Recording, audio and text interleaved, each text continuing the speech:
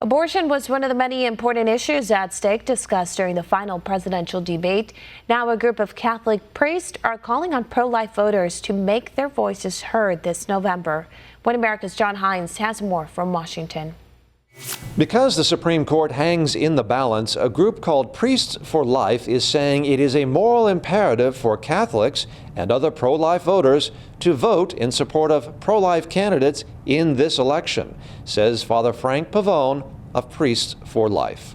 Brothers and sisters, we are here on behalf of Priests for Life and our membership across the country. Priests for Life, Deacons for Life, and all the lay faithful who join themselves with us, actually people also across denominational lines, to make a very clear and strong statement here. Any candidate, any political party that stands for legal abortion believes in a tyrant state. And a tyrant state, according to Father Pavone, does not respect life. Of the two parties in their platforms, Priest for Life offered a comparison, but not an endorsement. Whatever the past or present immorality might be in either of these candidates, I could not possibly imagine more of a reparation for evil than to steer this nation in such a direction by signing the right legislation and appointing the right kind of judges to begin eradicating this nation of the kind of immorality that we're all concerned about. And appointing the right kind of judges to the Supreme Court is why voting for life in this election is so important, says Deacon Keith Fournier, a constitutional lawyer who has appeared before the Supreme Court.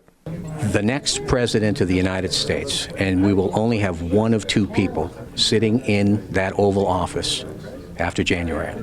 And that person will choose, I believe, as many as 4 justices of the U.S. Supreme Court. That will affect the state of constitutional law for 30 years or more. And right now, hanging in the balance is whether or not we will once again recognize the fundamental right to life of our youngest neighbors in the womb. And Roe v. Wade has got to go. And Roe v. Wade just might go if Priests for Life have their way. And these priests believe there is only one presidential candidate or party platform that shares their views. While Priests for Life have not endorsed Donald Trump, it's hard to imagine any members of this pro-life group voting for Hillary Clinton come November. John Hines, One America News, Washington.